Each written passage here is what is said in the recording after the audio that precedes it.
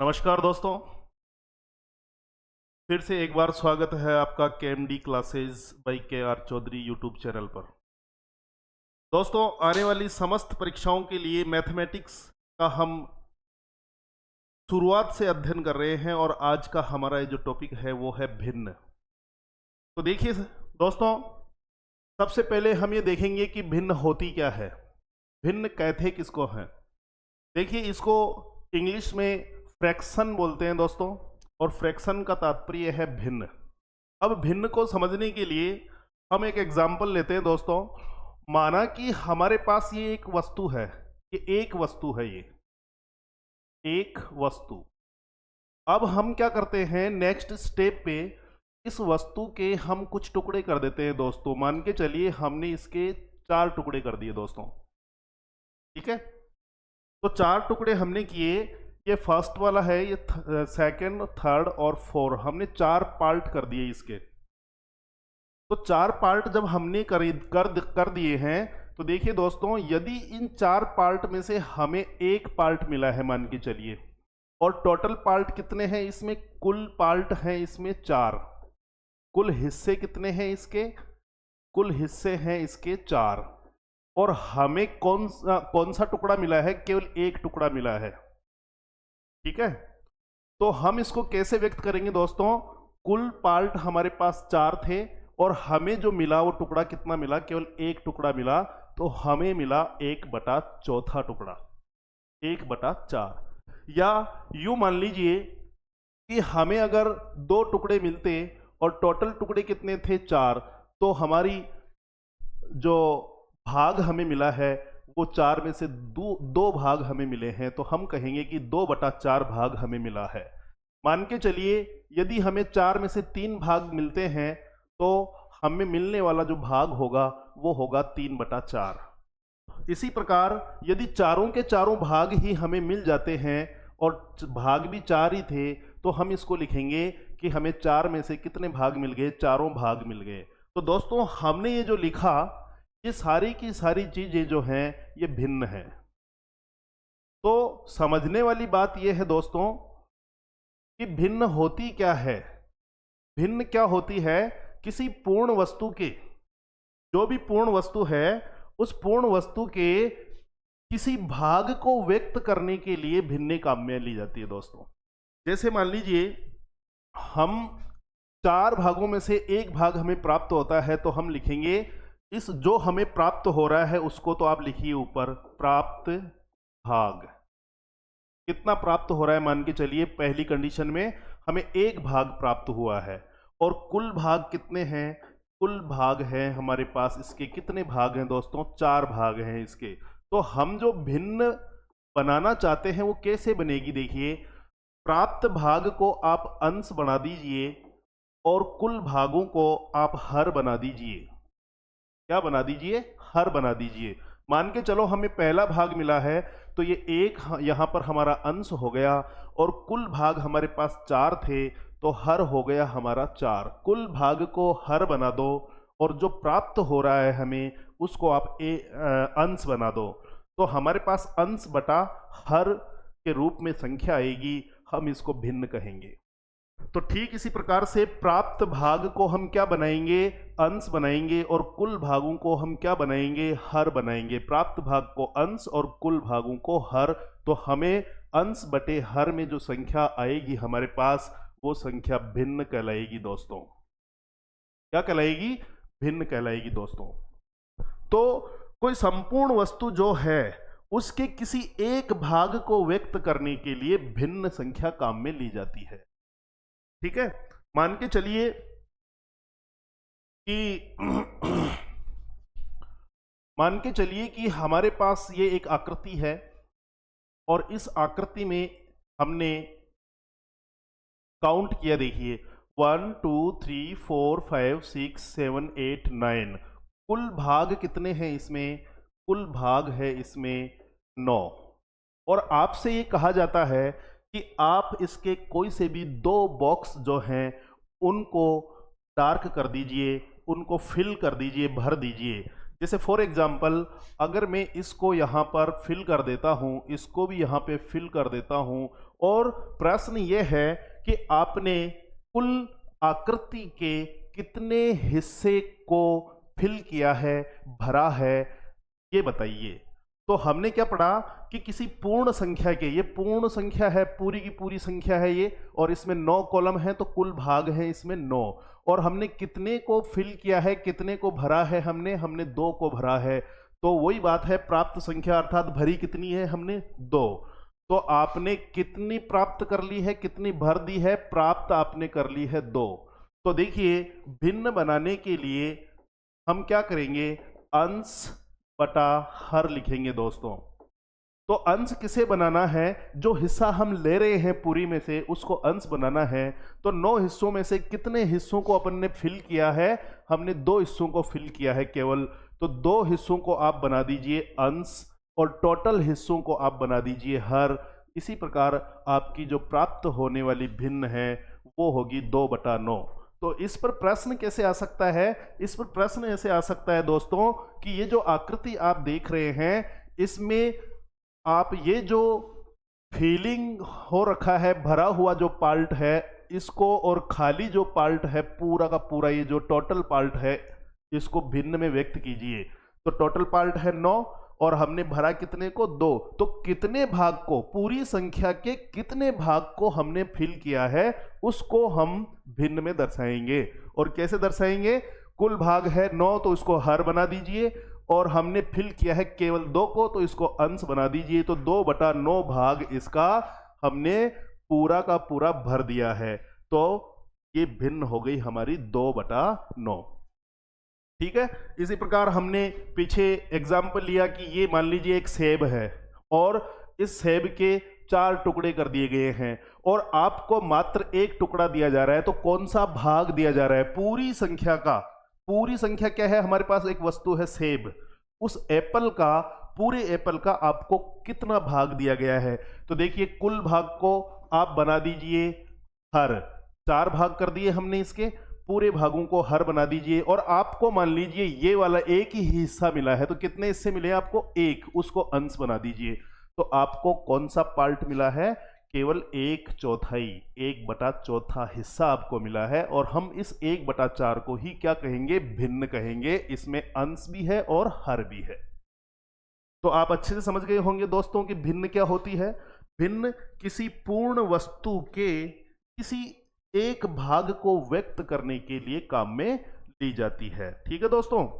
अब जब हम भिन्न समझ चुके हैं कि भिन्न क्या होती है, तो अब हम चर्चा करेंगे कि भिन्नें जो होती है वो कितने प्रकार की होती है, कौन कौन सी भिन्नें होती है। तो दोस्तों हमारी भिन्नें जो हम पढ़ने जा रहे हैं, यानी भिन्नों के प्रकार, भिन्नों के प्रकार। ध्यान से देखिए दोस्तों, भिन्नें कितने प्रकार की होती है। ये परीक्षा में भी प्रश्न इस पर काफी से आते हैं, और डिटेल से हम पढ़ने जा रहे हैं आज भिन्नों का चैप्टर। तो अच्छे से आप अलर्ट रहिए। ठीक है। देखिए भिन्नों के अगर प्रकार की बात की जाए दोस्तों, तो इसमें विभिन्न प्रकार होंगे। इसमें से हम पहला प्रकार देखिए कौन सा है, हम पढ़ रहे हैं उचित भिन्न। क्या पढ़ रहे हैं दोस्तों, उचित भिन्न। ये पहला प्रकार है इसका, उचित भिन्न। दूसरा जो प्रकार है दोस्तों वो है अनुचित भिन्न। कौन सी भिन्न दोस्तों, अनुचित भिन्न। उचित भिन्न, अनुचित भिन्न। तीसरा जो प्रकार है दोस्तों वो है आपकी मिश्र भिन्न। कौन सी भिन्न दोस्तों, मिश्र भिन्न। तो देखिए पहला अनुचित भिन्न हो गई, दूसरी उचित भिन्न हो गई, तीसरी आपकी हो गई मिश्र भिन्न। चौथी जो है दोस्तों वो होती है समिश्र भिन्न। कौन सी भिन्न, समिश्र भिन्न। आपको ये नाम याद कर लेने हैं दोस्तों, और अभी हम डिटेल से पढ़ेंगे कि अनुचित भिन्न क्या है, उचित भिन्न क्या है, मिश्र भिन्न क्या है, और समिश्र भिन्न क्या है। ठीक है दोस्तों। सबसे पहले हम ये पढ़ना चाहते हैं कि इनके नाम कौन कौन से हैं, कितने प्रकार की है ये। ठीक है। तो देखिए उचित भिन्न, अनुचित भिन्न, मिश्र भिन्न, समिश्र भिन्न। अब आगे देखिए दोस्तों, एक नाम और आता है वो है इकाई भिन्न। हम इनको एक एक को समझेंगे अभी कि कौन कौन से जो नाम हैं उनकी क्या क्या पहचान होती है। इकाई भिन्न, एक और ऐड कर लीजिए दोस्तों इसमें, इकाई भिन्न के बाद में आप इसमें लिख सकते हैं व्युत्क्रम भिन्न। कौन सी भिन्न दोस्तों? व्युत्क्रम भिन्न, ये इनके नाम हैं दोस्तों।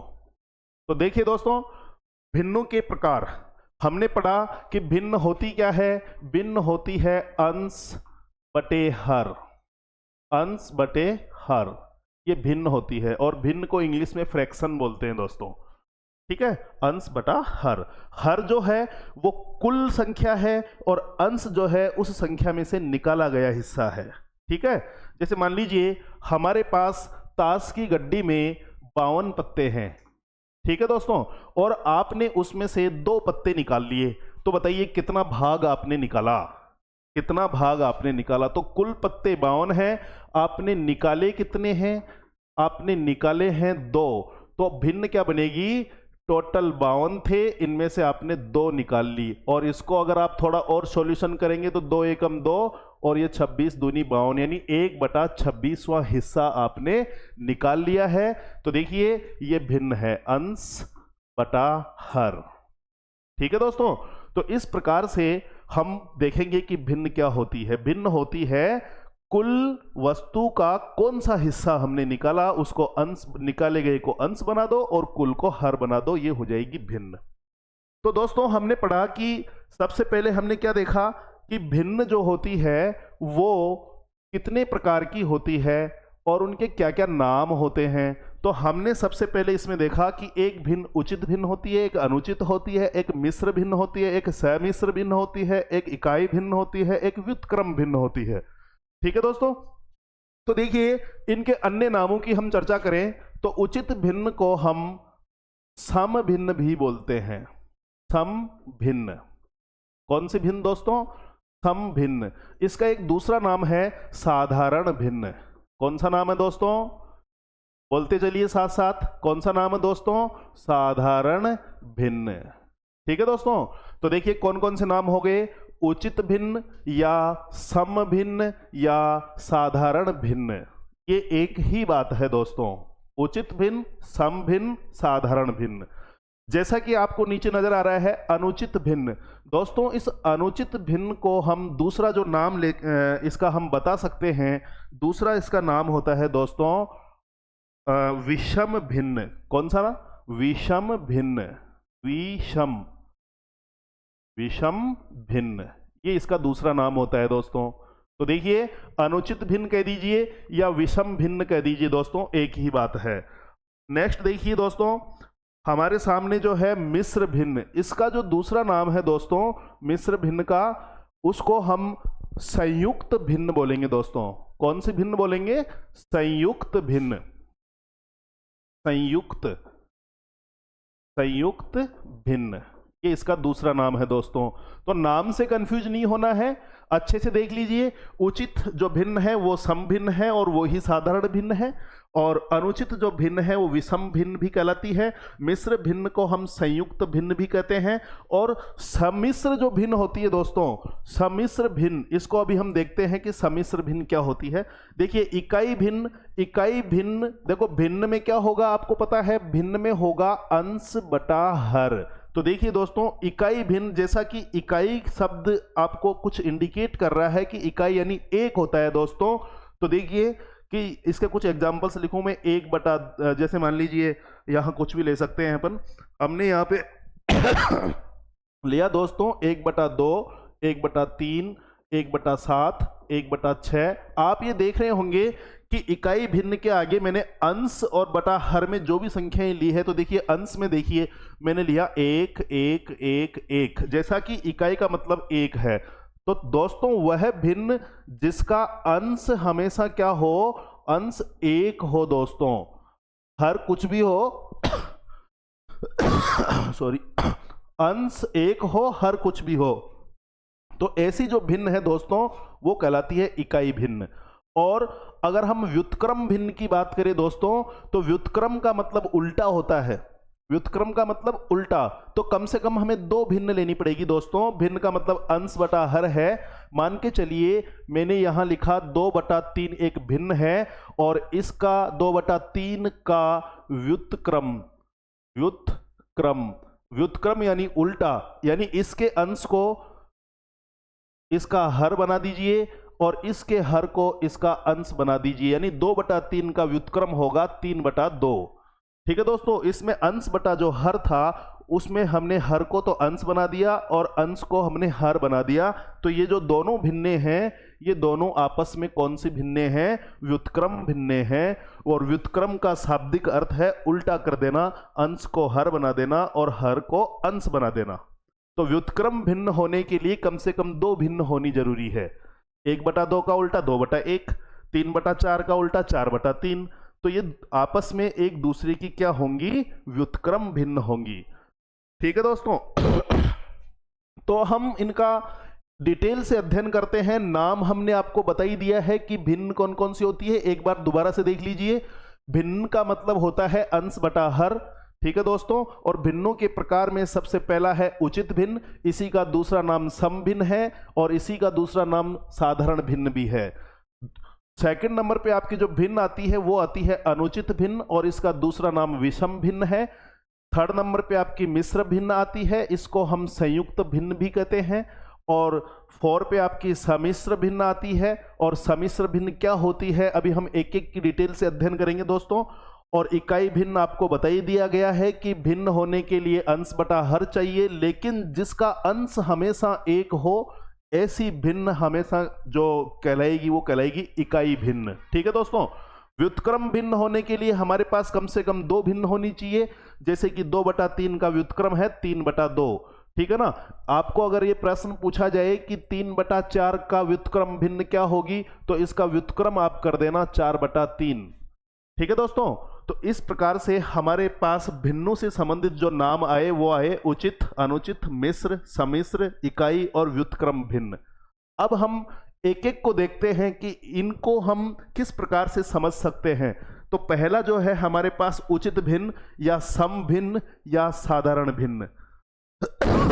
ठीक है दोस्तों, देखिए पहली जो हमारे पास भिन्न थी वो थी उचित भिन्न। उचित भिन्न, इसका दूसरा नाम क्या था दोस्तों? इसका दूसरा नाम था साधारण भिन्न। साधारण भिन्न। और अन्य नाम क्या था दोस्तों इसका? इसका अन्य नाम था सम भिन्न। क्या नाम था? सम भिन्न। अब देखिए ये होती क्या है, इनको हम डिटेल से समझ रहे हैं। देखिए इस शब्द से समझिए उचित भिन्न। उचित का मतलब ये है कि भिन्न से तात्पर्य आप समझ गए कि भिन्न जो होगी इसमें आएगा आपके अंश बटा हर। ये तो क्लियर है ही कि अंश बटा हर आएगा। अब देखिए दोस्तों, अगर मैं यहां एक एग्जाम्पल से समझाऊं आपको कि मैंने लिखा, मान के चलिए यहां पे 1/3 लिखा, 2/5 लिखा, 3/7 लिखा, 4/9 लिखा। ये एग्जाम्पल ले लिया गया है दोस्तों। अब इसमें आप देखिए, इसमें ऊपर वाली सारी की सारी क्या है? अंश है और नीचे वाली सारी की सारी हर है। तो आप एक चीज इसमें नोट कर रहे होंगे, क्या एक में एक छोटी और 3 बड़ी है? इसका मतलब एक में 3 का भाग नहीं जा रहा है, दशमलव में जाएगा। तो यहां 2 में 5 का भाग नहीं जा सकता, 3 में 7 का भाग नहीं जा सकता, 4 में 9 का भाग नहीं जा सकता, क्योंकि अंश छोटे हैं और हर बड़े हैं। इसीलिए अगर हम भाग नहीं देवें, ऐसे ही इनको छोड़ दें, तो ये जो हमारा तरीका है ये तरीका बिल्कुल उचित है दोस्तों। क्यों? क्योंकि भाग जा ही नहीं रहा है, अगर जाएगा तो दशमलव में जाएगा, इसलिए हम भाग दे ही नहीं रहे हैं। तो इन संख्याओं को लिखने का ये जो तरीका है दोस्तों, ये तरीका बिल्कुल उचित तरीका है, क्योंकि भाग नहीं जा रहा है इसीलिए हमने ऐसे लिख दिया। तो इस तरीके वाली कि अंश छोटे हों और हर बड़े हों, तो वो लिखने का उचित तरीका है। तो ये समस्त जो भिन्ने हैं दोस्तों, वो समस्त, ये देखिए 1/3, 2/5, 3/7, 4/9, तो ये समस्त भिन्ने आपकी क्या कहलाएंगी दोस्तों? ये कहलाएगी आपकी उचित भिन्ने। क्या कहलाएगी? उचित भिन्ने कहलाएगी। उचित क्यों है? उचित क्यों है?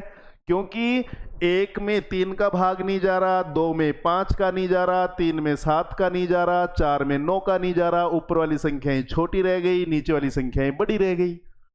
भाग जाएगा तो दशमलव में जाएगा, दशमलव हम निकालना नहीं चाहते, तो इस प्रकार से हम भिन्न में रखेंगे अंश बटा हर में। तो ये तरीका बिल्कुल उचित तरीका है, इसीलिए हम इसको नाम देते हैं उचित भिन्न। और उचित भिन्न नाम दे दीजिए या तो, या फिर साधारण भिन्न नाम दे दीजिए, या फिर सम भिन्न नाम दे दीजिए दोस्तों।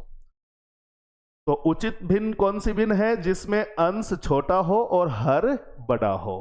ठीक है दोस्तों, क्योंकि ये लिखने का तरीका उचित तरीका है, इसीलिए उचित भिन्न है। अगर इसके साथ साथ हम दूसरी जो भिन्न थी हमारी उसकी चर्चा करें, अनुचित भिन्न। किसकी चर्चा करें?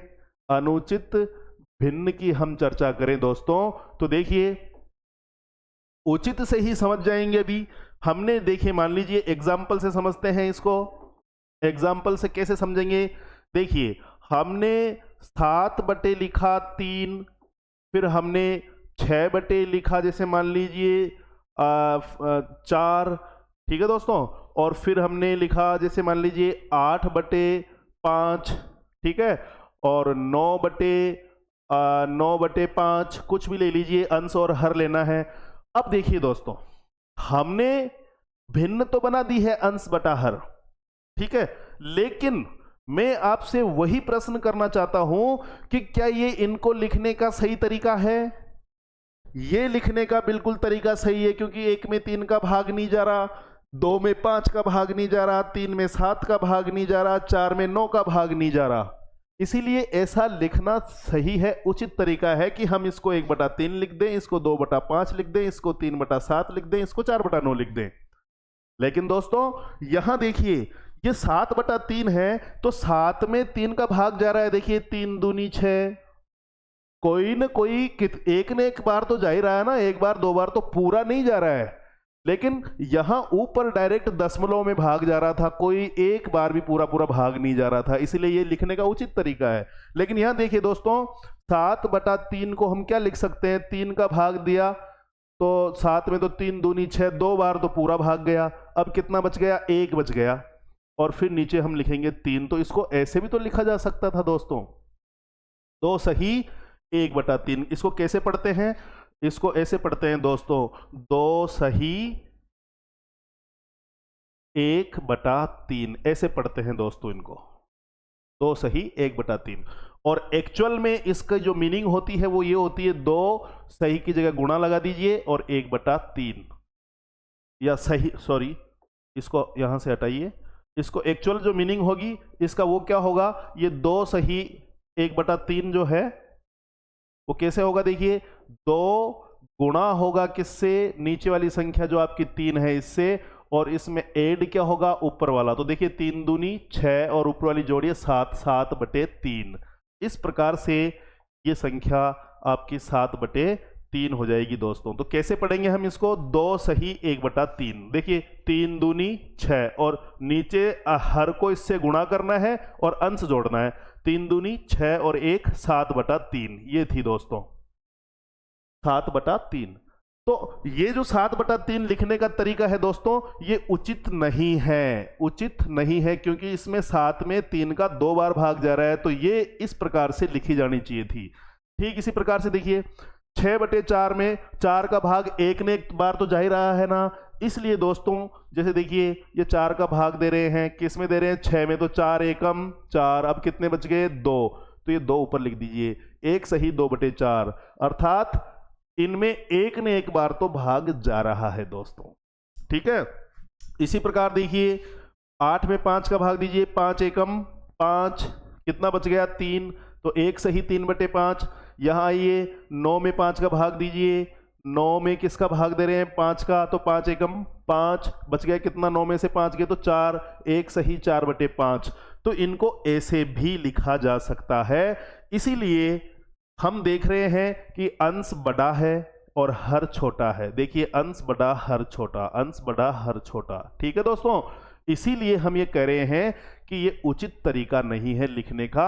हालांकि भिन्न तो हमने बना दी, 7/3 भी बना दी और 6/4 भी बना दी, 8/5 भी बना दी, 9/5 भी बना दी। भिन्न तो ये हो गई, लेकिन ये उचित हुई या अनुचित?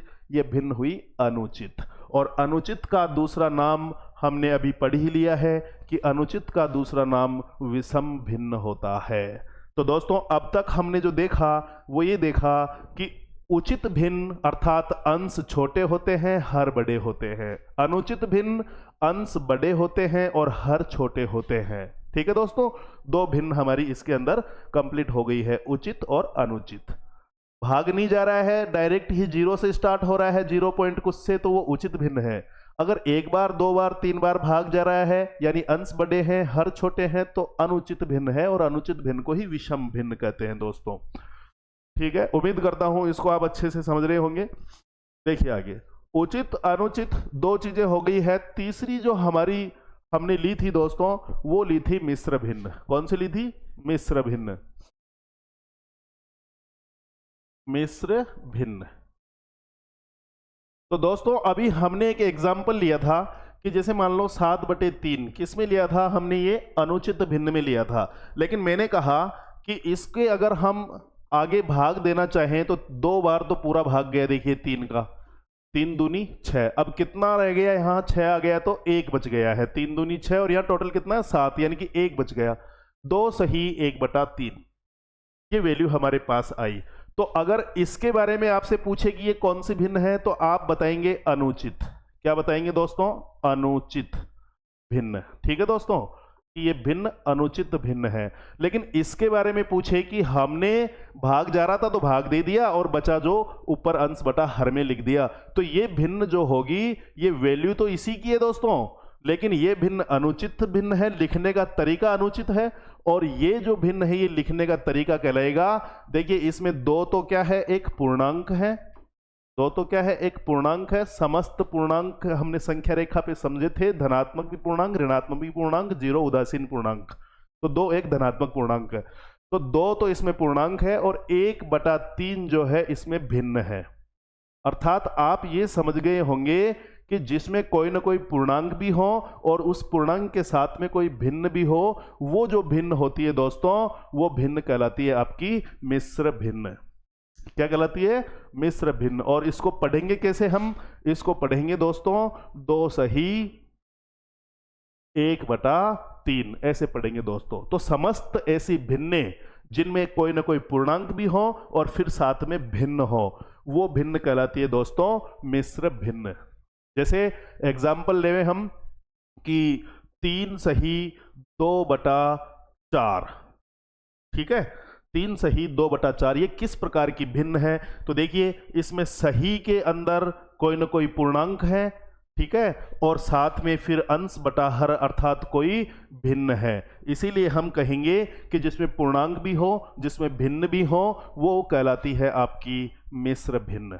और अगर इसको आप वापस अपने मूल रूप में लिखें 4 तिये 12 और ऊपर वाली जुड़ेगी 12 और 2 14, 14/4 अगर आप इसको ऐसे लिख देंगे तो दोस्तों ये आपकी हो जाएगी अनुचित, क्योंकि इसका अंश बड़ा है और हर छोटा है। और उचित में अंश छोटा होता है और हर बड़ा होता है। तो दोस्तों ये हमारी हो गई है उचित, अनुचित और मिश्र भिन्न। इसके बाद में हमारे पास जो चौथे नंबर पे भिन्न थी दोस्तों, वो थी आपकी समिश्र। कौन सी भिन्न थी दोस्तों? समिश्र भिन्न। समिश्र भिन्न की चर्चा हमने, देखिए यहां पे जब हमने समिश्र भिन्न लिया था तो इसमें हमने खाली छोड़ दिया था दोस्तों। क्यों छोड़ दिया था? क्योंकि समिश्र भिन्न क्या होती है इसको समझने के लिए देखिए, समिश्र भिन्न, देखो भिन्न की अगर मैं बात करूं केवल भिन्न की, तो भिन्न होता है अंश बटा हर। क्या होता है दोस्तों? अंश बटा हर। लेकिन अगर भिन्न आपकी समिश्र भिन्न है तो देखिए समिश्र भिन्न क्या होगी दोस्तों? भिन्न होती है अंश बटा हर। हम ये समझ चुके हैं कि भिन्न अंश बटा हर होती है, लेकिन समिश्र भिन्न बनने के लिए देखो क्या होता है, अगर किसी भिन्न का ये जो अंश है ये भी किस में हो, भिन्न के रूप में हो, ध्यान से समझना, और हर भी किसके रूप में हो, भिन्न के रूप में हो। ठीक है दोस्तों, अब समझो इसको कि कहना क्या चाह रहा हूं मैं। देखिए सम्मिश्र भिन्न कौन सी भिन्न है, क्योंकि भिन्न में अंश बटा हर होता है, लेकिन अंश भी भिन्न में हो और हर भी भिन्न में हो। तात्पर्य ये है कि देखो ये एक मैंने लाइन खींची, अब मैं यहां लिखूंगा, ऊपर तो क्या लिखूंगा मैं, अंश लिखूंगा, और नीचे क्या लिखूंगा मैं, हर लिखूंगा, लेकिन मैंने अंश की जगह ही 1/3 लिख दिया देखो, और हर की जगह मैंने लिख दिया मान लीजिए 3/1। क्या लिख दिया, 3/1। तो ये जो वैल्यू है दोस्तों ये तो है आपकी अंश, और ये जो वैल्यू है बटे में नीचे ये है आपकी हर। तो ये अंश बटा हर अर्थात अंश बटा हर अर्थात भिन्न तो ये है ही, लेकिन हम देख रहे हैं कि अंश भी आपका भिन्न के रूप में है और हर भी आपका भिन्न के रूप में है। तो ऐसी समस्त भिन्ने जो होगी दोस्तों वो सम्मिश्र भिन्ने कहलाएगी। क्या कहलाएगी, सम्मिश्र भिन्ने। तो इसको हम कैसे लिख सकते हैं, इसको हम लिख सकते हैं 1/3 और उसके बटे में क्या लिख सकते हैं हम, 3/1। और जब ऐसी भिन्नों को हम हल करेंगे दोस्तों तो कैसे हल करेंगे, देखिए इसको ऐसे हल करेंगे दोस्तों। देखिए 1/3 आपकी ऊपर है ही, इसमें किसका भाग दिया जा रहा है, 3/1 का, ये भाग दिया जा रहा है 3/1 का। इसको ऐसे भी लिख सकते हैं हम, क्योंकि जैसे 2/5 का क्या मतलब है, इसका मतलब यह है कि 2 में भाग दिया जा रहा है किसका, 5 का, ये भी इसका मतलब है। तो 1/3 इसमें भाग दिया जा रहा है 3/1 का, तो हम इसको ऐसे लिख सकते हैं 1/3 भाग 3/1। और दोस्तों 1/3 भाग के चिन्ह को जब आप गुणा में बदलेंगे तो भाग के बाद की जो भिन्न है वो उल्टी हो जाती है, उसका व्युत्क्रम हो जाता है। तो 3/1 को हम लिखेंगे 1/3। ठीक है दोस्तों, 1/3 और भाग 3/1, तो भाग को हमने बदला गुणा में, 1/3 ये आ ही गया, और भाग के चिन्ह के बाद जो भिन्न है वो उल्टी हो जाएगी, यानी 1/3। 3/1 है तो 1/3, इसकी वैल्यू आ जाएगी 1 × 1 1 होता है और 3 × 3 9 होता है, अर्थात ये 1/9 हो जाएगा दोस्तों। इसको ऐसे हल करते हैं हम, लेकिन बात यहां हल करने की नहीं है दोस्तों, बात यहां है कि सम्मिश्र भिन्न क्या है इसको समझना है। तो हमने निष्कर्ष क्या निकाला दोस्तों, हमने निष्कर्ष ये निकाला कि अंश बटा हर हो गई भिन्न। ठीक है, ये बटा का जो चिन्ह है मैं इसको यहां लगा रहा हूं, और अंश को भी मैं ले लूं जैसे मान लीजिए 2/3। ठीक है दोस्तों, और हर को भी मैं भिन्न में ले लूं जैसे मान लीजिए 3/2, या फिर इसको भी मैं ले लूं मान लीजिए 2/3, इसको भी मैं क्या ले लूं 2/3, या जैसे मान लीजिए 1/3। ये हमने क्या ले लिया, देखो अंश ये भी भिन्न है, हर ये भी भिन्न है। तो इस समय आपसे पूछा जाए ये किस प्रकार की भिन्न है, क्योंकि इसका अंश भी भिन्न में है, इसका हर भी भिन्न में है, तो जिसमें अंश भी भिन्न में हो हर भी भिन्न में हो उसको हम बोलते हैं सम्मिश्र भिन्न। ठीक है दोस्तों, और मैंने बता ही दिया हल कैसे करते हैं, हल करते हैं 2/3 में किसका भाग दिया जा रहा है, 1/3 का, ये 1/3 का भाग दिया जा रहा है। नेक्स्ट स्टेप पे क्या करेंगे, 2/3 भाग के चिन्ह को गुणा में बदलेंगे, और भाग के बाद में जो ये 1/3 आ रहा है इसको उल्टा कर देते हैं 3/1। ये 3 से 3 कटेगा तो आपका 2/1 यानी कि 2 आ जाएगा ये दोस्तों। ऐसे इसको हल करते हैं, लेकिन हल करने का इश्यू नहीं है, इश्यू है सिर्फ ये समझने का कि सम्मिश्र भिन्न क्या होती है, अर्थात अंश भी भिन्न में और हर भी भिन्न में, तो वो भिन्न है सम्मिश्र भिन्न। ठीक है दोस्तों, इसके बाद हमने देखा था इकाई भिन्न, 5 नंबर पे इकाई भिन्न। तो दोस्तों इकाई भिन्न सीधी सीधी बात है, इकाई का मतलब क्या होता है, इकाई का मतलब होता है दोस्तों एक, अर्थात वह भिन्न जिसका अंश हमेशा एक हो, हर नहीं, अंश क्या हो, एक हो। जैसे एग्जाम्पल लेवें 1/2, 1/3, 1/4, 1/50, 1/99, ये सारी की सारी जो भिन्ने होंगी दोस्तों वो होगी इकाई भिन्न। और आप ये देख रहे होंगे कि यहां पर अगर हम इनको नाम देना चाहें कि इकाई भिन्न कौन सी भिन्न होती है, उचित होती है या अनुचित होती है। ठीक है, तो देखिए दोस्तों इसमें अंश छोटा है, हर बड़ा है सभी में, क्योंकि अंश तो एक ही है और हर आ रहे हैं अलग अलग, तो अंश छोटे हैं और हर बड़े हैं, इसीलिए लिखने का जो तरीका है ये बिल्कुल उचित तरीका है। तो ये इकाई भिन्न जो होती है दोस्तों, वो भी एक प्रकार की उचित भिन्न ही होती है। ठीक है दोस्तों, इकाई भिन्न हमेशा कौन सी होगी? उचित भिन्न होगी। ठीक है, क्योंकि 1/0 को तो हम भिन्न कहते ही नहीं है, 0 का भाग देंगे तो वो परिभाषित ही नहीं है, इसीलिए 1/2, 2 का भाग नहीं जा रहा है 1 में, एक बार भी नहीं जा रहा है, इसीलिए उचित भिन्न है दोस्तों। ठीक है, तो उम्मीद करता हूं इकाई भिन्न समझ में आ गई होगी, क्योंकि जिसमें हमेशा अंश एक हो और हर कुछ भी हो, ऐसी चीजें कहलाएंगी इकाई भिन्न। ऐसी भिन्न क्या कहलाएगी? इकाई भिन्न कहलाएगी। दोस्तों इसके बाद हम लेते हैं व्युत्क्रम भिन्न, जो छठे नंबर पे थी अपनी। व्युत्क्रम भिन्न में वैसे हम पहले समझ चुके हैं अच्छे से कि व्युत्क्रम भिन्न क्या होती है। देखिए व्युत्क्रम भिन्न, व्युत्क्रम भिन्न दोस्तों, व्युत्क्रम का मतलब ही क्या होता है? व्युत्क्रम यानी उल्टा। ठीक है, उल्टे का तात्पर्य क्या है? मान लीजिए एक भिन्न है हमारे पास अंश बटा हर, और ये अंश बटा हर का मान जैसे मान लीजिए 2/3 है। अगर मैं इसके व्युत्क्रम की बात करूं कि इसका व्युत्क्रम क्या होगा, तो व्युत्क्रम का मतलब है उल्टा कर दीजिए, यानी इसका अंश तो हर बना दीजिए, इसके हर को अंश बना दीजिए। तो इसका अंश 2 था तो मैं इसको हर बना देता हूं, इसका हर 3 था तो मैं इसको अंश बना देता हूं। तो हम क्या कहेंगे? 2/3 का व्युत्क्रम क्या है?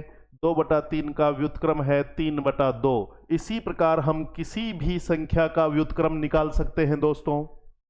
ठीक है, तो ये हमने जो चीजें पढ़ी हैं इसमें देखिए समस्त प्रकार की जो आपके भिन्न आती हैं उन पे हमने डिस्कस किया है। देखिए भिन्नों के प्रकार में उचित अंश छोटे हर बड़े, अनुचित अंश बड़े हर छोटे, मिश्र जिसमें संयुक्त संख्या भी हम बोलते हैं, और हमने मिश्र में पढ़ा कि एक तो क्या होगा? पूर्णांक होगा, और पूर्णांक के बाद में ऐसे यहाँ पर अंश आएगा और यहाँ पे हर आएगा। ठीक है, ये पूर्णांक होगा। अंश भी पूर्णांक होते हैं, हर भी पूर्णांक होते हैं, लेकिन एक सही के साथ में पूर्णांक आएगा यहाँ पे। जैसे हमने लिखा 2 सही 1/3। तो ये प्रकार की जो भिन्न है दोस्तों वो मिश्र भिन्न होगी, संयुक्त भिन्न होगी, क्योंकि इसमें एक तो पूरा का पूरा पूर्णांक है और दूसरी अंश बटा हर यानी भिन्न के रूप में है। ठीक है, यानी कहने का मतलब ये है कि ये 2 तो हमें पूरी की पूरी, जैसे मान लीजिए कि इसको ऐसे समझिए आप,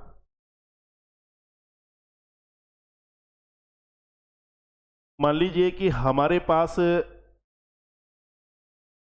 6 या 7 ले लीजिए, 7 से ज़्यादा ठीक रहेगा, यहाँ पर यही वैल्यू आ रही है, जो वैल्यू यहाँ आ रही है वही यहाँ नीचे ले लीजिए। देखिए इसका अर्थ क्या है? 3 दूनी 6 और 1 7, 7/3, 7/3। अब देखिए, अब इसको हमने लिखा 3 से भाग दिया 7 में, 3 दूनी 6 2 बार, यानी 2 तो हमें पूरी की पूरी वस्तुएं मिल गई है, 2 मिल गई है। अब बचा कितना? अब बचा 1। उस 1 में से हमें कौन सा हिस्सा? ये देखिए 1/3 का मतलब क्या है? 2 तो पूरे, और फिर जो एक वस्तु बची उसके 3 टुकड़े किए गए, और 3 टुकड़ों में से 1 टुकड़ा अपने को मिला।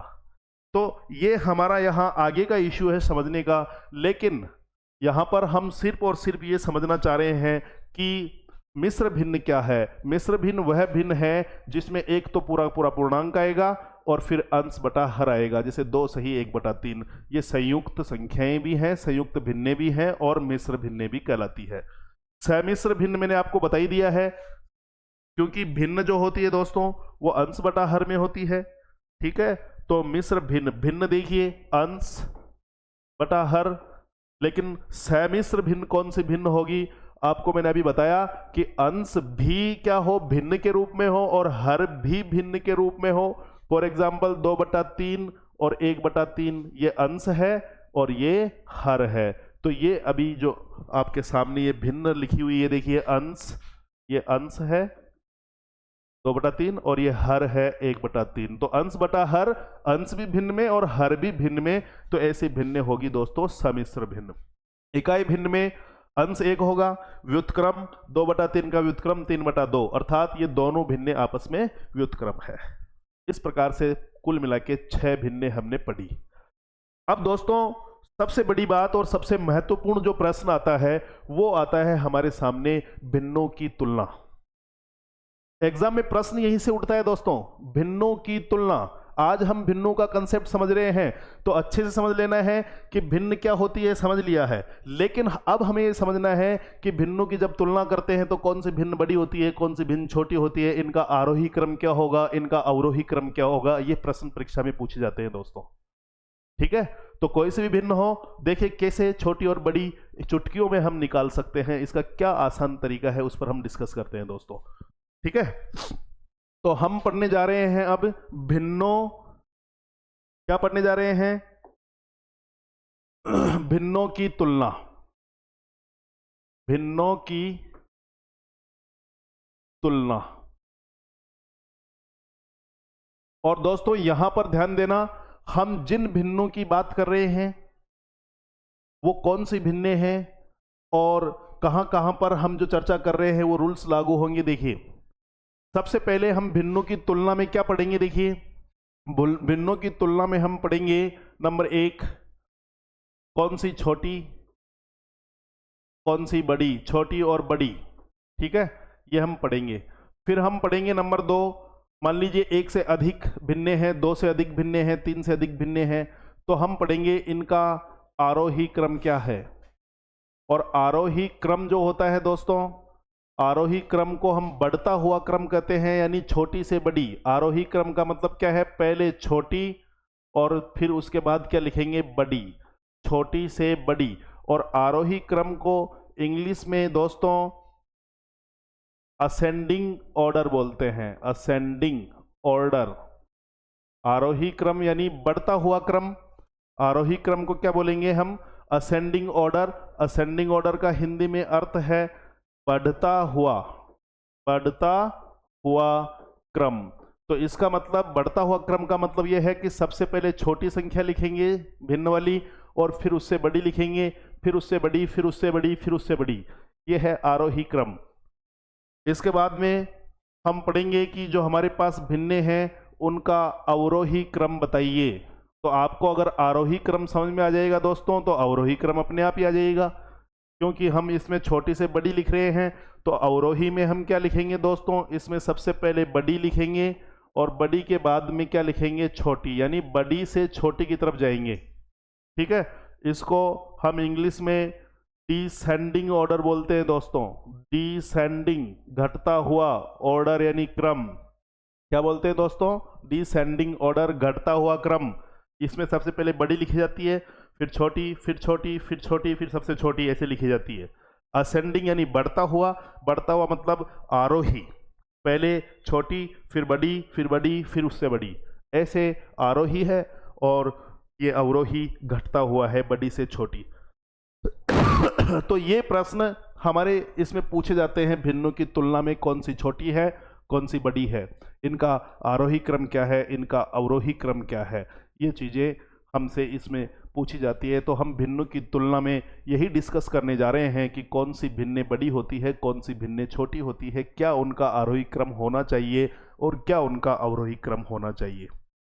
ठीक है, इस चैप्टर में यह भी पूछा जा सकता है, मान लीजिए 4 संख्याएं दे दी भिन्न के रूप में और आपसे कहा गया है कि इनको बढ़ते हुए क्रम में जमाइए, बढ़ते हुए यानी छोटी से बड़ी अर्थात आरोही क्रम में जमाइए और जमा कर ये बताइए कि तीसरे स्थान पर कौन सी भिन्न आएगी, दूसरे स्थान पर कौन सी भिन्न आएगी, चौथे स्थान पर कौन सी भिन्न आएगी।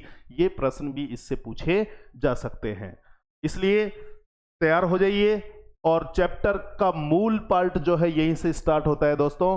तो देखिए भिन्नों की तुलना, अब तुलना देखिए भिन्नों की कैसे करेंगे हम, भिन्नों की तुलना।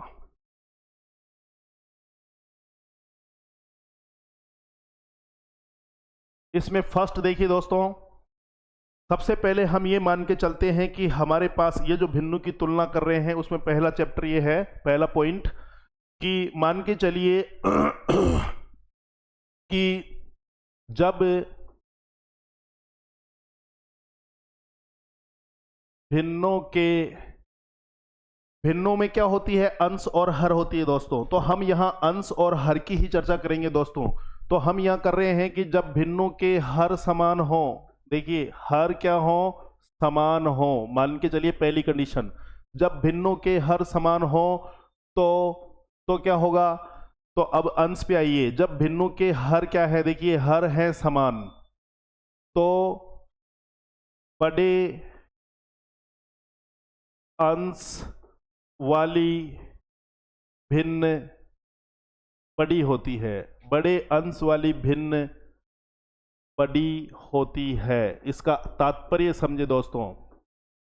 देखिए तात्पर्य क्या है, एग्जाम्पल से समझिए। देखिए जब भिन्नों के हर समान हो, भिन्न कैसे बनेगी, भिन्न बनेगी दोस्तों अंश बटा हर से, और हर क्या हो, समान हो। जैसे एग्जाम्पल देखिए, हमने लिखा 2/7, हमने लिखा 3/7, हमने लिखा 4/7, 5/7, ठीक है। ऐसे लिखते जाइए, 6/7, कुछ भी ले सकते हैं आप। अब हम देख रहे हैं कि जब भिन्नों के हर समान हो, देखिए यहां भी 7 है, यहां भी 7 है, हर जगह 7 है, यानी हर समान है दोस्तों। जिस भिन्न में हर समान है तो अंश जितना बड़ा है वो भिन्न भी आपकी उतनी ही बड़ी है।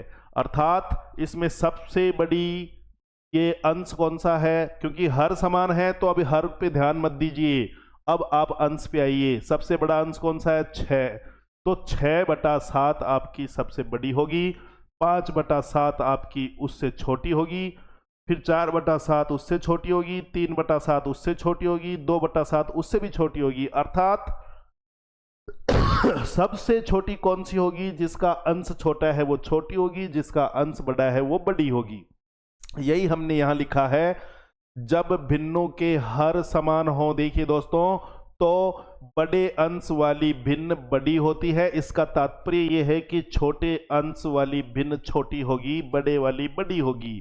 तो इसमें सबसे छोटा अगर हम लिखें तो सबसे छोटा अंश है 2, क्योंकि हर तो समान है ही, तो सबसे छोटा अंश 2 है, तो 2/7 छोटी है, 3/7 इससे बड़ी है, 4/7 इससे बड़ी है, 5/7 इससे बड़ी है, और 6/7 भी इससे बड़ी है। और जो संख्याएं बड़ी होती है दोस्तों, तो हमने ये वाले चिन्ह पढ़े थे पिछली क्लास में। इसका मुंह जिधर खुला हुआ होता है वो बड़ी होती है, और जिधर मुंह जुड़ा हुआ है, संकरा मुंह है, ठीक है ना, तो वो छोटी है। यानी इधर वाली संख्या छोटी है और इधर वाली संख्या बड़ी है। देखिए यहां मुंह ज्यादा बड़ा है तो इधर वाली बड़ी है, इधर मुंह संकरा है तो इधर वाली छोटी है। इसीलिए यहां ये छोटी है और ये बड़ी है, तो यहां पर चिन्ह आएगा दोस्तों, कौन सा चिन्ह आएगा, देखिए यहां पर चिन्ह आएगा दोस्तों ये वाला। ये छोटी है, ये बड़ी है, फिर ये छोटी है, ये बड़ी है, क्योंकि इसका अंश बड़ा है, फिर इससे अंश इसका बड़ा है तो ये बड़ी है, फिर इससे बड़ा अंश ये है तो ये इससे बड़ी है। तो ये जो क्रम हुआ दोस्तों, वो क्रम हुआ आपका, देखिए छोटी से बड़ी की तरफ लिखा है हमने, बड़ी, छोटी से बड़ी, इसका मतलब है बढ़ता हुआ, इसका मतलब है आरोही क्रम। कौन सा क्रम है दोस्तों, ये आरोही क्रम। मान लीजिए परीक्षा में ऐसा प्रश्न आता है कि 2/3, 3/7 और 2/7, 3/7, 4/7, 5/7 और 6/7 कुछ भिन्ने हैं, यानी 1, 2, 3, 4, 5 भिन्ने हैं। जब इनको आरोही क्रम में जमाया जाता है दोस्तों, आरोही का मतलब है छोटी से बड़ी, अर्थात बढ़ते हुए क्रम में, ठीक है, असेंडिंग क्रम में जब इनको जमाया जाता है, तो बताइए चौथे नंबर पे कौन सी भिन्न आएगी। फिर ऑप्शन दिए हुए होंगे। तो देखिए हमने सबसे पहला नियम पढ़ा कि जब भिन्नों के हर समान है तो बड़े अंश वाली भिन्न बड़ी होती है और छोटे अंश वाली भिन्न छोटी होती है। तो सबसे छोटा अंश ये है, ये सबसे छोटी, फिर इससे बड़ी ये, फिर इससे बड़ी ये, फिर इससे बड़ी ये, इससे बड़ी ये, यानी ये पहले नंबर पे आएगी, ये दूसरे पे आएगी, ये तीसरे पे आएगी, ये चौथे पे आएगी और ये पांचवें पे आएगी। अगर चौथा पूछा है तो हम बताएंगे चौथे पे आएगी 5/7। और क्यों आएगी, क्योंकि पहली कंडीशन ये है हर समान है, तो अंश पे नजर डालिए, अंश बड़ा तो भिन्न बड़ी, अंश छोटा तो भिन्न छोटी। ये पहला नियम है दोस्तों। दूसरा देखिए, इसमें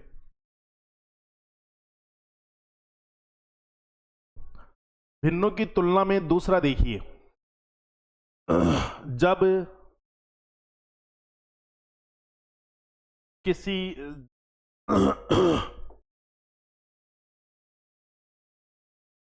जब भिन्नों के अंश समान हो तथा हर अलग अलग हो,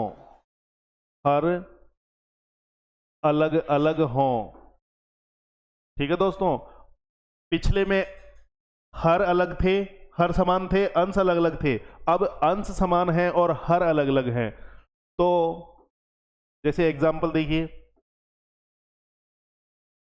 अंश समान हो, जैसे देखिए हमने लिखा 3/7 लिखा, 4/7 लिखा, 5/7 लिखा। ये पिछले वाले में हमने हर समान लिए थे, उसकी बात कर रहा हूं, ये पिछले वाला है, ठीक है। लेकिन अब हम क्या पढ़ना चाह रहे हैं कि जब भिन्नों के अंश समान हो तथा हर अलग अलग हो। जैसे एग्जांपल देखिए,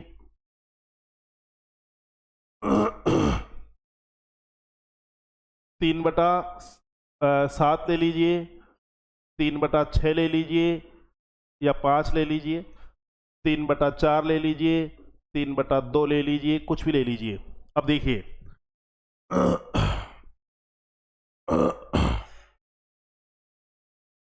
दोस्तों जब भिन्नों के अंश समान हो, ध्यान दो, तथा हर अलग अलग हो, तो क्या होता है देखिए। अब अंश समान है, देखिए 3/7, ये अंश 3 है, 3/5 भी अंश 3 है, यहां भी अंश 3 है, यहां भी अंश 3 है। तो दोस्तों जब भिन्नों के अंश समान हो तथा हर अलग अलग हो, तो सबसे बड़े हर वाली भिन्न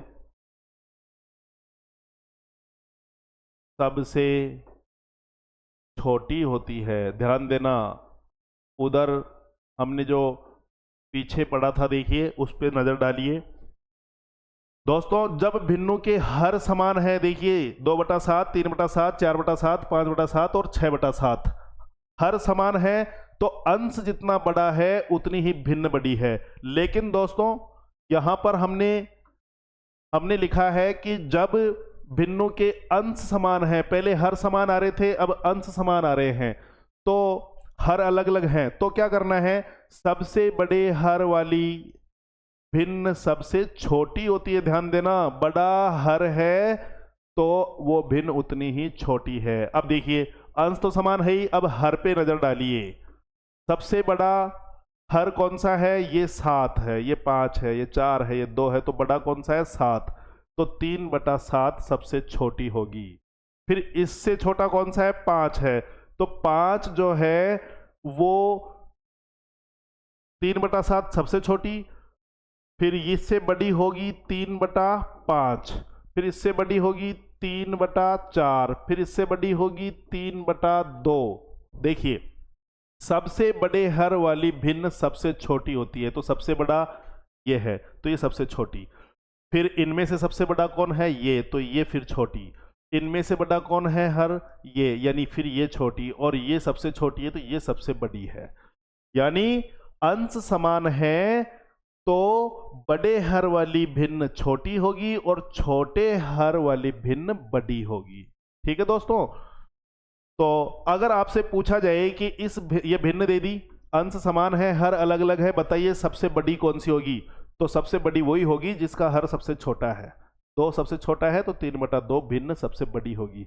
आपसे पूछा जाए सबसे छोटी भिन्न कौन सी है, तो आप देख लेना कि अंश तो समान है ही, हर में देख लो सबसे बड़ा हर कौन सा है, 7। इसका मतलब ये सबसे छोटी होगी दोस्तों। ठीक है। तो अगर हम इनको बढ़ते हुए क्रम में लिखें तो कैसे लिखेंगे, ये सबसे छोटी, फिर ये इससे बड़ी, फिर ये इससे बड़ी, और ये इन संख्याओं में से सबसे बड़ी। तो ये 2 चीजें हो गई है दोस्तों कि अंश यदि समान है तो हर बड़ा होगा तो भिन्न छोटी होगी, और यदि हर समान है तो अंश जितना बड़ा है वो भिन्न उतनी ही बड़ी होगी। तीसरा देखिए दोस्तों, 3 पॉइंट हमने पढ़ लिए हैं। हर समान हो तो वो पढ़ लिए हैं, अंश समान हो तो वो भी पढ़ लिए हैं। अब मान लीजिए अंश समान नहीं है और हर भी समान नहीं है। देखिए जब किसी संख्या में, या हम भिन्न की बात करें, जब किसी भिन्न में जब किसी भिन्न में अंश व हर दोनों ही समान नहीं हो तो क्या करें? समान नहीं हो तो दोस्तों क्या करना है, देखिए स्टेप 1 आपको क्या करना है, इसको हल कैसे करना है, अंश व हर के अंतर से हल करना है, अंश व हर के अंतर से हल करना है दोस्तों। अब कैसे हल करना है देखिए हम इसके बारे में डिस्कस करते हैं, एग्जाम्पल से समझते हैं दोस्तों। जब किसी भिन्न में अंश व हर दोनों ही समान नहीं हो तो क्या करें? ठीक है दोस्तों, ये तीसरी कंडीशन है। मान के चलिए हमने लिखा यहां पर 2/3, ठीक है, यहां पे लिखा हमने 3/4, 5/6 और 6/7, ऐसे कुछ एग्जाम्पल्स ले लिए हैं दोस्तों। अब देखिए जब किसी भिन्न में अंश व हर दोनों ही समान नहीं है तो हम क्या करेंगे, अंश व हर के अंतर की चर्चा करेंगे, और अंतर की चर्चा करेंगे तो इसमें दो कंडीशन आ सकती है दोस्तों। देखिए जब अंश व हर का अंतर निकालेंगे तो दो कंडीशन आपके सामने बन सकती है। पहली कंडीशन ये बन सकती है कि ये जो अंतर है हो सकता है समान आ जाए, हो सकता है क्या आ जाए, समान आ जाए, और अंश व हर का अंतर दोस्तों हो सकता है असमान आ जाए, अलग अलग। असमान का मतलब क्या है, अलग अलग आ जाए अंतर, और ये समान का मतलब अंतर मान लीजिए कैसा आ जाए, बराबर आ जाए दोस्तों। अंतर बराबर भी आ सकता है, अंतर असमान भी आ सकता है। तो फिर हम कैसे हल करें, देखिए हमने देखो ना तो अंश समान है, इसमें 2 3 5 6 है, नीचे 3 4 6 7 है, ना हर समान है ना अंश समान है, तो हमारा पहला और दूसरा जो तरीका है दोस्तों वो यहां काम नहीं देगा। अब हम क्या करेंगे, अब हम करेंगे इन दोनों का क्या करेंगे, अंतर निकालेंगे, अंश और हर का, इनका अंतर निकालेंगे, सब में अंतर निकालेंगे दोस्तों, ठीक है ना। तो देखिए 3 और 2 का अंतर आ गया, यहां पर अंतर लिख लीजिए आप, क्या लिख लीजिए, अंतर। अंतर देखिए 3 और 2 का अंतर 1, 3 और 4 का अंतर 1, ठीक है, 6 और 5 का अंतर 1, 7 और 6 का अंतर 1। अब दोस्तों देखिए जब हम अंश और हर के अंतर की बात करते हैं तो ये अंतर आपका समान भी आ सकता है और असमान भी आ सकता है। मान के चलिए कि समान आ गया, जैसा कि आपके यहां है, अंतर समान है, बहुत अच्छी बात है। अब अंतर समान है तो क्या करना है, देखिए मान के चलिए अंतर समान है तो आपको हम नेक्स्ट ही ले लेते हैं। देखिए अंतर समान है तो क्या करना है, देखिए अंश व हर का हमने क्या निकाला, अंश व हर का अंतर निकाला। अब अंतर आपके दो सिचुएशन बनेगी, एक तो अंतर आपका समान आ सकता है, हो सकता है अंतर आपका असमान आ जाए। तो असमान की चर्चा हम बाद में करेंगे, पहले हम समान अंतर आने पर क्या करें ये हम इसकी चर्चा करते हैं, ठीक है। तो समान अगर अंतर है तो देखिए क्या होगा, बड़े अंश वाली भिन्न बड़ी होगी, ठीक है। और इसका दूसरा अर्थ क्या हुआ, छोटे अंश वाली छोटी होगी, छोटे अंश वाली भिन्न छोटी होगी, ठीक है दोस्तों। बड़ा अंश है तो भिन्न बड़ी है, छोटा अंश है तो भिन्न छोटी है। उस पिछले वाले एग्जाम्पल को हम यहीं पे लिख लेते हैं, देखिए 2/3, 3/4, 5/6 और 6/7। देखिए एग्जाम्पल लिया हमने 2/3, 3/4, 5/6 और 6/7। इसके अंश भी समान नहीं है, इसके हर भी समान नहीं है, तो हमने निकाला अंतर। क्या निकाला, अंतर। और अंतर कितना आया, अंश और हर का 3 में से 2 गया तो 1, ठीक है, यहाँ 4 में से 3 गया तो 1, यहाँ पर 6 में से 5 गया तो 1, यहाँ पर 7 में से 6 गया तो 1। अंतर समान है, इसका मतलब बड़े अंश वाली भिन्न बड़ी होगी और छोटे अंश वाली भिन्न छोटी होगी। तो देखिए सबसे बड़ा अंश कौन सा है, 6/7, तो ये सबसे बड़ी है। सबसे छोटा अंश कौन सा है? 2, तो ये सबसे छोटी है। ऐसा कब करेंगे? जब अंतर समान हो। तो बड़ा अंश वाला भिन्न बड़ा, छोटा अंश वाला भिन्न छोटा। अब आपसे कहे कि इनको आरोही क्रम में लिखो, आरोही क्रम में यानी बढ़ते क्रम में, तो देखो सबसे छोटी कौन सी हो गई? 2/3, क्योंकि इसका अंश छोटा है, तो 2/3 छोटी है। इससे बड़ी कौन सी हो गई? 3/4। इससे बड़ी कौन सी हो गई? 5/6। इससे बड़ी कौन सी हो गई? देखिए 6/7। 6/7। इसमें क्या हो रहा है दोस्तों? इसमें अंतर समान है, इसीलिए हम करे हैं, क्योंकि अंतर समान होने पर जो अंश बड़ा है वो बड़ी होगी, जो अंश छोटा है वो छोटी होगी दोस्तों। अब हम चर्चा करते हैं कि मान लीजिए अंतर असमान आ जाता है। क्या आ जाता है? अंतर असमान आ जाता है। ये तीसरे में ही है, यानी हम क्या कर रहे हैं? अंतर असमान आ जाए तो क्या करें? देखिए दोस्तों, जब अंश व हर जब अंश व हर में से जब अंश और हर में से कोई भी समान नहीं हो, यही तो पढ़ रहे हैं अपन, समान नहीं हो, तो हमने क्या निकाला? अंतर निकाला। अंतर से हल करेंगे, और अंतर आपका क्या आ सकता है? समान आ सकता है। तो इसकी हम चर्चा कर चुके हैं। मान लीजिए अंतर कैसा आ जाए? असमान आ जाए। क्या आ जाए? असमान। असमान अंतर आए तो क्या करें? ये देखिए एग्जाम्पल आपके सामने है दोस्तों। दोस्तों अंतर असमान आए, जैसे मान लीजिए हमारे पास संख्या है 21/23, ये एक भिन्न है दोस्तों 21/23। दूसरी है हमारे पास 25/28। तीसरी भिन्न है दोस्तों हमारे पास 33/37। कुछ भी ले लीजिए, जो भी आपकी लेने की इच्छा है, कोई से भी भिन्न ले लीजिए, क्योंकि अंतर समान रखना जरूरी नहीं है। अंतर असमान ले रहे हैं हम, कोई से भी भिन्न काम करेगी। मान लीजिए हमने ले लिया 53/65। अब देखिए हमारे पास एक भिन्न, दो भिन्न, तीन भिन्न और चार भिन्न है। अभी हमने जो अंतर निकाला था वो समान आया था। समान अंतर आने पर जो बड़ा अंश है वो भिन्न बड़ी है, जो छोटा अंश है वो भिन्न छोटी है। अब देखिए इसमें अंश भी, जब अंश व हर में से कोई भी समान नहीं हो, इसके अंश भी समान नहीं है और इसके हर भी समान नहीं है, तो हम क्या करेंगे? हम हल करेंगे अंतर से। वो अंतर आपका समान भी आ सकता है। अगर समान आएगा तो हमने इस तरीके से कर देना है। देखिए समान आएगा तो बड़ा अंश बड़ी भिन्न, छोटा अंश छोटी भिन्न। मान के चलिए असमान आए तो क्या करें? अब देखिए ये हमारे पास भिन्न है। अब अंश भी समान नहीं है, हर भी समान नहीं है, तो तीसरा काम में लेंगे कि अंतर निकालेंगे। अब अंतर निकालो, इनका अंश और हरों का हम यह निकाल लेते हैं अंतर। देखिए इसका अंतर, ये पहली संख्या है आपकी, ये दूसरी भिन्न है, ये तीसरी भिन्न है और ये चौथी भिन्न है। ध्यान देना, इसका अंतर आया 23 में से 21 गया तो 2। इसका अंतर कितना है दोस्तों? 2। इसका अंतर कितना आया? देखिए 28 में से 25 गया तो 3।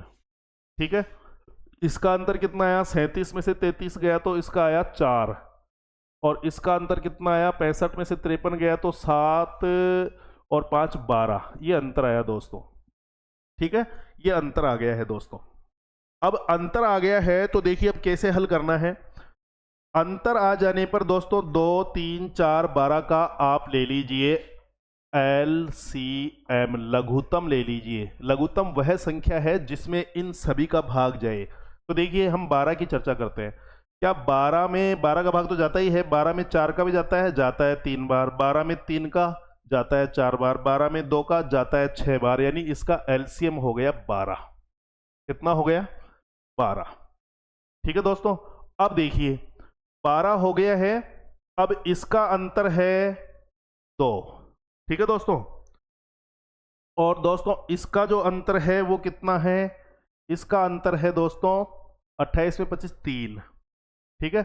इसका अंतर है 4 और इसका अंतर है 12। ठीक है। अब आपको करना क्या है? देखिए स्टेप क्या करनी है आपको? करना है LCM है 12। अब 12 को दिमाग में रखिए। देखिए पहली चीज, इस संख्या को मैं यहां दोबारा से लिख देता हूं, ये है 21/23। ठीक है। और ये इसका अंतर है। दूसरी संख्या है दोस्तों 25/28, तीसरी संख्या है 33/37 और चौथी संख्या है 53/65। अब देखिए इनका जो अंतर है ये आपके सामने लिखा हुआ है, देखिए यहां पर इन अंश और हर का अंतर है 2, 3, 4 और 12। अब देखिए एलसीएम आया, इन अंतर का एलसीएम लेंगे, लघुत्तम लेंगे, लघुत्तम आया 12। अब देखिए इसका पहली संख्या का अंतर कितना है 2, इसको किससे गुणा करें कि 12 आ जाए, अर्थात 6 से गुणा करें तो 12 आ जाए। लघुत्तम पे ध्यान दीजिए, 12 क्यों लाना है, क्योंकि 12 क्या है, 12 क्या है, इसका लघुत्तम है। तो इस 2 को 12 बनाने के लिए किससे गुणा करेंगे, 6 से। तो ये ऊपर वाली संख्या जो है ना, इसको 6 से गुणा कर दीजिए। किससे गुणा करना है इसको, आपको ध्यान देना, 6 से। इस 3 को 12 बनाने के लिए किससे गुणा करें, 4 से। तो ये ऊपर वाली संख्या को आपको गुणा कर देना है दोस्तों 4 से। यहां पर इसका अंतर 4 था, 4 को 12 बनाने के लिए किससे गुणा किया जाए, 3 से। तो ऊपर वाली संख्या को गुणा कर दीजिए आप 3 से। यहां 53 है और इसका अंतर आया था 12, 12 को 12 बनाने के लिए किससे गुणा किया जाए, 1 से। तो गुरु यहां आप गुणा कर दीजिए 1 से, ठीक है। अब गुणा करने पर क्या हुआ देखिए, इसकी वैल्यू आई 6 एकम 6 और 6 दूनी 12, 126 तो वैल्यू आ गई इसकी। इसकी आई 25 चौके 100, 100 वैल्यू आ गई आपकी इसकी, ठीक है। और 3 इंटू 33, 33 तिया 99, 99 वैल्यू आ गई आपकी इसकी, ठीक है। और इसकी 53 को 1 से गुणा करेंगे तो 53 वैल्यू आ गई आपकी इसकी। अब देखिए ये हो गई हमारे पास 126, ये हो गई हमारे पास 126, ये हो गई 25 चौके 100, ये हो गई 99, ये हो गई हमारे पास 53। तो बताइए कौन सी बड़ी है कौन सी छोटी है। तो सबसे छोटी है देखिए 126 आ गया, 100 आ गया, 99 आ गया, 53 आ गया। तो सबसे छोटी है 53, ठीक है। तो 53 वाली भिन्न कौन सी है देखिए,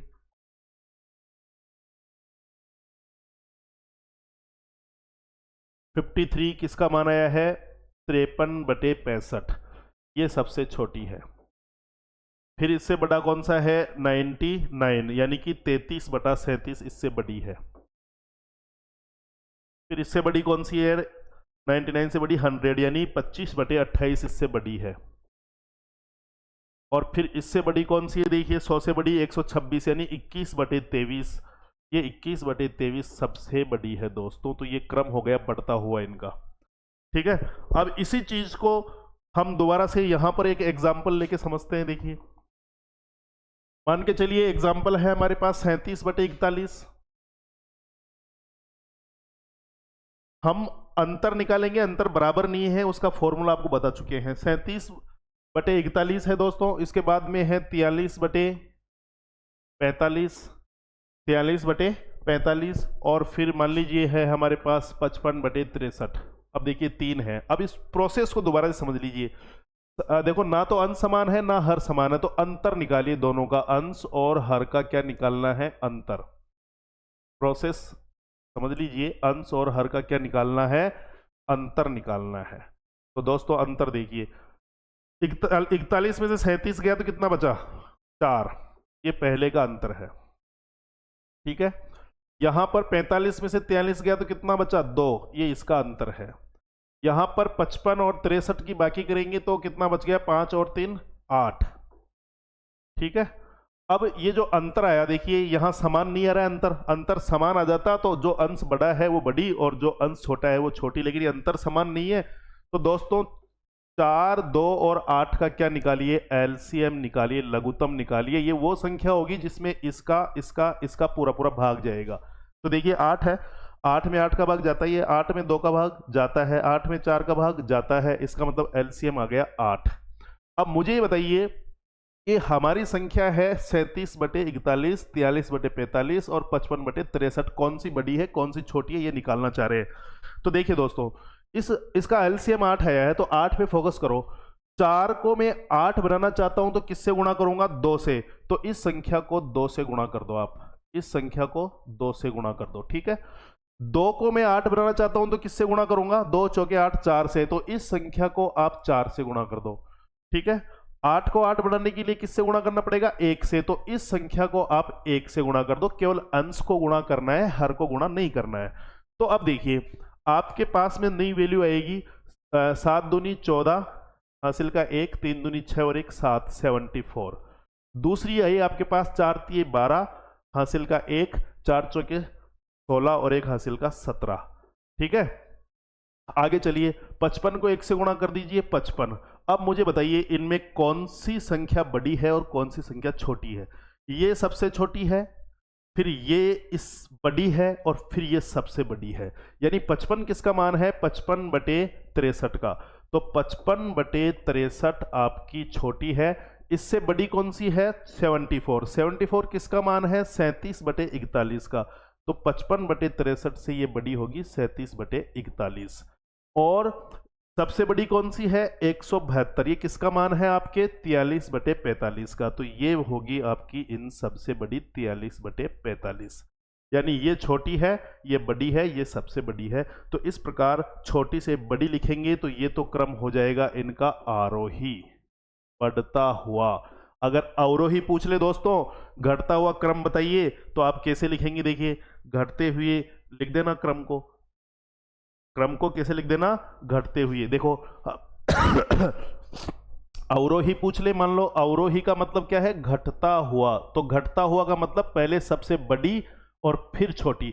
तो सबसे बड़ी कौन सी है? 172। ये किसका मान है? 43/45। तो 43/45 सबसे बड़ी है। ठीक है, ये सबसे बड़ी है। ठीक है, और फिर इससे छोटी कौन सी है? 74। यानी ये 37/41 यहां लिख दीजिए, 37/41। यानी 37/41 से बड़ी है 43/45। और फिर सबसे छोटी कौन सी है? 55। 55 किसका मान है? 55/63 का। तो आप यहां लिख दीजिए 55/63 से बड़ी है, ये खुला हुआ ना, ये बड़ी है 37/41 और इससे बड़ी है 43/45। तो चाहे आरोही पूछे चाहे अवरोही पूछे, सारे के सारे आप इसमें क्लियर कर सकते हैं दोस्तों। ठीक है दोस्तों, तो इस प्रकार हम क्या करेंगे? अगर आपका अगर आपका अंश समान है तो हर देख लेना, हर समान है तो अंश देख लेना। सारे रूल्स लिखा दिए हैं। तीसरे नंबर पे हमने पढ़ा है कि अंश व हर का जो अंतर है वो समान है। मान लीजिए तो समान, दो कंडीशन पड़ी, या तो समान होगा या असमान होगा। अगर समान है तो बड़े अंश वाली बड़ी होगी, छोटे अंश वाली छोटी होगी। अगर अंतर निकालने पर अंतर समान नहीं आता है तो दोस्तों एलसीएम निकाल लेना। एलसीएम निकाल के इसको इस तरीके से हल करना। एलसीएम जैसे 8 है, 4 को 8 बनाने के लिए 2 से गुणा, तो अंश को 2 से गुणा कर दो दोस्तों। 2 को 8 बनाने के लिए 4 से गुणा करना पड़ेगा, तो इसको 4 से गुणा कर दो। 8 को 8 बनाने के लिए 1 से गुणा करना पड़ेगा, तो इसको 1 से गुणा कर दो। इनकी वैल्यू लिख लो, 55 एकम 55। 43 को 4 से गुणा करेंगे 172, 37 को 2 से गुणा करेंगे 74। अब देख लो कौन सी बड़ी है और कौन सी छोटी। ये सबसे छोटी है, ये बड़ी है और ये सबसे बड़ी है। अब आरोही पूछे तो घटते से बढ़ते क्रम में, ठीक है, छोटी से बड़ी। आरोही पूछे तो छोटी से बड़ी, यानी पहले 55 वाली आएगी, ये वाली, फिर ये वाली और फिर ये वाली। अगर घटती हुई पूछे अवरोही, इसका मतलब, अवरोही का मतलब होता है पहले बड़ी फिर छोटी। तो दोस्तों बड़ी कौन सी है? 172 किसका मान है? 43/45। तो ये सबसे पहले आएगी, फिर उसके बाद में 74 यानी ये 37/41 आएगी, और सबसे छोटी ये है तो फिर 55/63 आएगी। ये हो गया घटता हुआ क्रम। कौन सा क्रम हो गया? घटता हुआ क्रम। ठीक है दोस्तों, इस प्रकार से आपको कौन सी भिन्न बड़ी कौन सी भिन्न छोटी, आप आसानी से इनको तुलना कर सकते हैं दोस्तों। तो उम्मीद करता हूं भिन्न कितने प्रकार की है, भिन्न किसे कहते हैं, उन समस्त प्रकारों के नाम क्या क्या हैं, और हम भिन्नों की जो तुलना कर रहे थे कि कौन सी छोटी है कौन सी बड़ी है, आरोही क्रम में कैसे लिखें, अवरोही क्रम में कैसे लिखें। ठीक है, तो ये आपके अच्छे से समझ में आ गया होगा। नेक्स्ट जो हम इसकी क्लास लेंगे उसमें इन भिन्नों की जोड़, बाकी गुणा और भाग की भी चर्चा करेंगे, और ये जो अंतर जो आ रहा है कि कौन सी बड़ी है कौन सी छोटी है, इसको भी डिटेल से एग्जाम्पल सहित समझेंगे। क्योंकि प्रश्न इस प्रकार भी आ सकते हैं कि 4 भिन्नें जब दी गई है, इनको आरोही क्रम में जब जमाया जाता है तो सबसे छोटी और सबसे बड़ी जो भिन्न है उनका योग क्या होगा, उनका गुणा क्या होगा, उनकी बाकी क्या होगी। ठीक है। इस प्रकार से विभिन्न प्रकार से प्रश्न इनके ऊपर परीक्षाओं में बनते हैं। तो उम्मीद करता हूं भिन्न की ये जो क्लास है आज आपको बहुत ही पसंद आने वाली है दोस्तों, ठीक है। और आप यूं ही लगे रहिएगा अपनी पूरे दम खम के साथ। मैदान जो है परीक्षा के लिए खुल चुके हैं, तो आप अब जो है यूं घोड़े बेच के सोना बंद कर दीजिए और पूरी शक्ति लगाकर जुट जाइए। और केएमडी क्लासेज आपके साथ है ही। लाइक, शेयर और सब्सक्राइब कीजिएगा। कोई समस्याएं आती है कंटेंट में तो आप कमेंट कीजिएगा। Thank you very much.